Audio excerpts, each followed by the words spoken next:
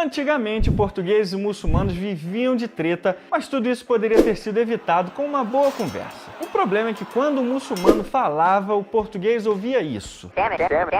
E quando um português falava, o muçulmano ouvia isso. Mas se você é uma pessoa de paz e só quer falar inglês de boa com todo mundo, você tem o Cambly para te ajudar, que é simplesmente a melhor plataforma de ensino de inglês com professores nativos que vão te ajudar a falar com o que você gosta de falar. Many warfares that we see in history could be resolved by, hey man, let's just have a seat here, let's drink some mead, okay, and let's forget about this beef. Mead especially. Have you ever had mead? Yeah, of course, I love it. Yeah, it's very nice, isn't it? E você que segue o Brasão de Armas, como sempre, vai ganhar um presentão. Usando o meu código, você vai ganhar 50% de desconto no plano anual e ainda vai poder experimentar uma aula grátis. É só você clicar no meu link na descrição e usar o meu cupom para fazer sua assinatura. Explore seu inglês no mundo com o Cambly. Sabe qual era uma das maiores provas de fé de um muçulmano no século XVI? Era saber que depois que essas portinhas se abriam, nem Alá era capaz de fechar.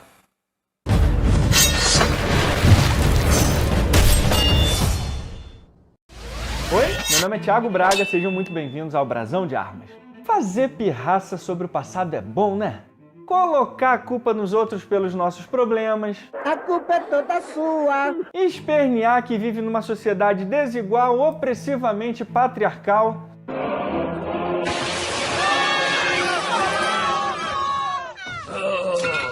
Tenho que esmagar o capitalismo! Resmungando com o iPhone na mão e o sanduíche vegano do Starbucks na outra com a camisa do Che Guevara pra postar no Twitter é mole. Quero ver viver no século XVI fazendo tanta pirraça assim. Iam tá lá, ó, de cócora chorando de saudade desse inferninho opressor aqui. Não aguenta 10 minutos. Então deixa eu te dizer uma coisa, amiguinho. Inferno de verdade tinha nome no século XVI.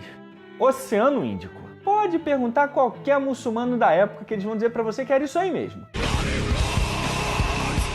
É porque em 1508 eles mataram o filho de um vice-rei português. E inferno seria uma simples sauna perto do terror que ele estava prestes a despejar sobre seus inimigos. E tudo isso em uma das batalhas mais decisivas da história mundial. A Batalha de Dio. Isso foi muito épico, minha gente. Tô pegando fogo hoje, hein? Ato 1. Tugas na água. Se você aí tem medinho de pegar uma barca para atravessar a Baía de Guanabara por causa de umas ondinhas dessa aqui... Em nome de Jesus, Senhor! Em nome de Jesus, meu Pai! Em nome de Jesus, Senhor! Eu tô calmo! Se isso aí fosse no século XVI, os portugueses iam estar dançando balé com uma perna só, dizendo obrigado, Senhor. É porque as grandes navegações foram um terror em todos os sentidos e umas ondinhas grandes ia ser a menor das preocupações dos caras. Mas como Portugal estava isolado do mundo, na cozinha da Europa, longe do caldeirão comercial do Oriente, e eles não tinham alternativa a não ser encarar o mar e partir para o Oriente. Só que naquela época você podia fazer tudo, menos invadir o Oriente, a menos que você fosse, adivinha só, um mongol. Então, a partir de 1415, o Oceano Atlântico os tugas encararam. Foram quase 100 anos navegando para conseguirem dobrar o Cabo da Boa Esperança e chegar nas Índias. E eu fiz um vídeo muito legal no Impérios AD com um resumo sobre as grandes navegações, como era a vida nos navios, e é claro que eu vou deixar o link na descrição para você assistir essa obra de arte depois, que tá legal demais. Mas felizmente para os tugas e infelizmente para os muçulmanos, os portugueses chegaram no Oceano Índico, liderados por ninguém mais e ninguém menos do que o Gigante da Colina, com seu time irrebaixável, Vasco da Gama. Graças a ele e aos navegadores antes dele é que o mundo foi desbloqueado. Vasco foi na paz, mas depois dele foi o Pedro, o Álvares Cabral. Ele também queria paz, mas arrumaram treta com ele. Os muçulmanos mataram um monte de navegadores, Cabral ficou nervoso, matou um monte de muçulmanos e acabou com Calicut. E aí, a partir daquele momento, cristãos e muçulmanos sabiam que Ato 2 deu ruim, deu muito ruim. Agora as coisas no Oceano Índico iam ser resolvidas só de um jeito, na bala. E é nesse momento que a galera da Beautiful People fica com a cara quente esperneando a violência dos europeus, mas tem um pôster de Lenin Stalin na parede do quarto. Ele pode ser um mentiroso, um porco, um idiota, um comunista. É porque é o seguinte, naquela época a diplomacia era só uma palavra boba que fazia todo mundo gargalhar. E enquanto os europeus e os muçulmanos estavam trocando bala no Oceano Índico, os africanos estavam vendendo seus vizinhos, os astecas arrasando corações na América e os tupinambás BR mostrando que comer carne de boi é coisa de Nutella. E você fica aí virando lata de lixo na rua, fazendo baderna querendo mudar o mundo, mas não aprendeu nem a arrumar a cama do seu quarto? Acorda pra vida, menino!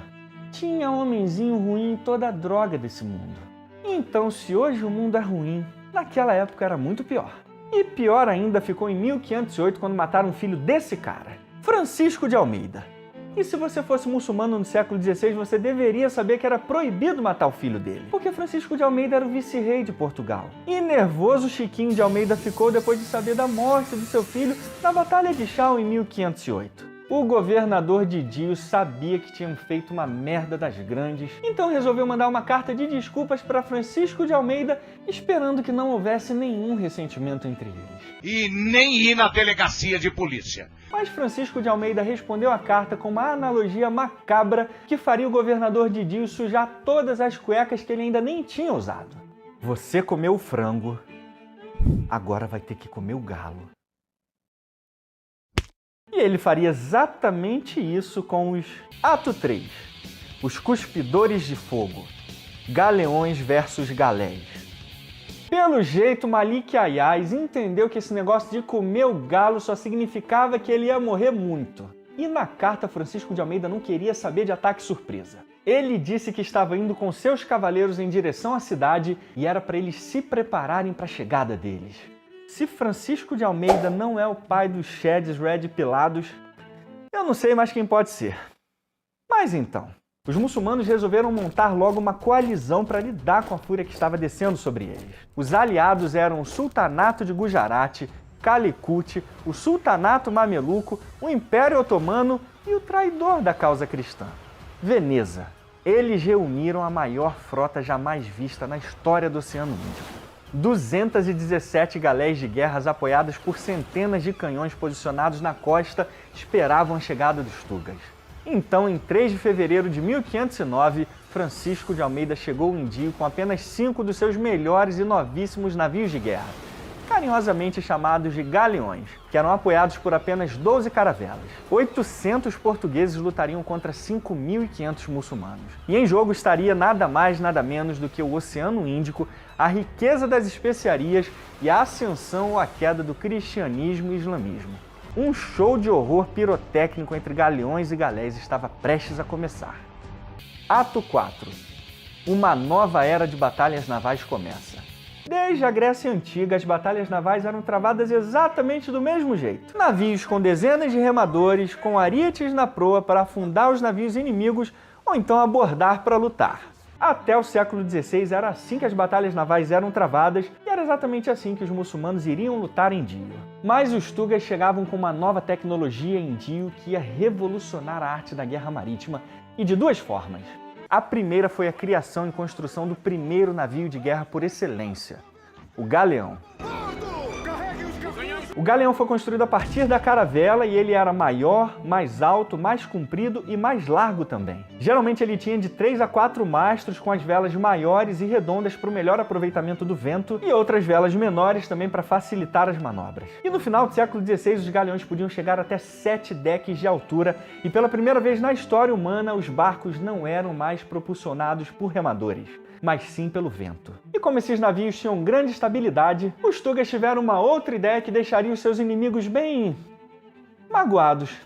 Eles encheram as laterais dos navios de canhões. Isso mudou a arte da guerra marítima pelos 500 anos seguintes. É porque até aquele momento os galés tinham apenas de 3 a 5 canhões, tanto na proa quanto na popa, e já no início do século XVI os portugueses já tinham colocado mais de 20 canhões em cada navio. E o mais famoso galeão português, carinhosamente chamado de Botafogo, teve 360 peças de artilharia só. E se galés tivessem tantos canhões assim, seria um verdadeiro suicídio, porque elas adernariam com muito mais facilidade, porque eram bem mais instáveis do que os galeões. Então colocar canhões na lateral das galés era simplesmente impossível. E os galeões permitiram uma outra inovação tecnológica fundamental: as portinholas dos canhões. Eles não precisavam ficar mais no deck principal e eles podiam ser colocados nos andares de baixo, mais próximos à linha d'água, que facilitava ainda mais o equilíbrio do navio e ainda poderia ser usado para ricochetear nas águas, aumentando o alcance do disparo. E além disso, os portugueses passaram a usar canhões de bronze recarregados pela culatra, que eram mais resistentes e aumentavam ainda mais a quantidade de disparos. Francisco de Almeida tinha à sua disposição a mais poderosa frota marítima da história mundial. E chegou a hora dessa batalha decisiva começar. Quando os portugueses chegaram em Dio, em 3 de fevereiro de 1509, a frota muçulmana já estava pronta no canal, com um grande apoio de artilharia terrestre. Então Francisco de Almeida decide colocar o seu melhor e maior galeão, o Flor do Mar, na saída do canal, bloqueando a saída de dezenas de galéias. Francisco de Almeida dispara o tiro que dá início à batalha. E disparos começam de ambos os lados. Só que o jogo vira quando o galeão Santo Espírito inicia uma manobra militar inovadora. Os artilheiros posicionam seus canhões rentes ao mar, dando disparos que faziam as balas ganharem altura e ao mesmo tempo levantavam uma cortina de água que dificultava a visão inimiga. Uma chuva de balas descia sobre a coalizão que estava encurralada. Enquanto isso, Francisco de Almeida e o Flor do Mar castigavam as galés no canal que não resistiam ao bombardeio e não tinham outra saída. O navio disparou mais de 600 balas sobre os inimigos, afundando dezenas deles e fazendo outras dezenas fugirem de volta para Calicut. Nesse bombardeio, o navio Bandeira de Dio foi capturado e o restante da frota entra em pânico generalizado. Desse momento em diante, a guerra estava perdida para os muçulmanos. Essa animação bonita que vocês acabaram de ver é um oferecimento de um canal chamado Impérios AD, que por incrível coincidência é meu também. Então não deixa de assistir o vídeo da Batalha de Dio depois para você conhecer melhor toda a história e o contexto por trás da batalha, porque aqui no Brasão de Armas você só aprende a treta, e no Impérios AD você aprende a história. É uma combinação perfeita, fala sério. Ato 5. Conquistando o mundo. Todos os navios muçulmanos foram destruídos e quase 2.000 homens perderam as vidas. Depois de Dio, o mundo muçulmano virou de cabeça para baixo e o controle das especiarias ficou todinho na mão dos tugas. E de acordo com o especialista em história militar William Wire, o mundo muçulmano afundou junto com os barcos em Dio. E foi depois de Dio que Portugal se tornou a maior e incontestável superpotência marítima do século XVI. E por tabela acabou influenciando impérios como a Holanda e a Inglaterra a seguirem os mesmos passos de expansão marítima. E além do domínio comercial, o cristianismo acabou se espalhando por todo o mundo, enquanto o islamismo diminuiu. A Batalha de Dio está entre as batalhas mais decisivas e importantes da história mundial, e ela também nos ensina uma outra verdade muito clara. Ser vegano pode salvar vidas. É porque o cara lá não comeu frango? Aí depois chegou o galo e matou todo mundo? Tá, a piada foi ruim mesmo, mas já tá acabando o vídeo. E fechamos aqui, espero que vocês tenham gostado e aprendido com mais esse vídeo. E a gente se vê no próximo Brasão de Armas. Até mais!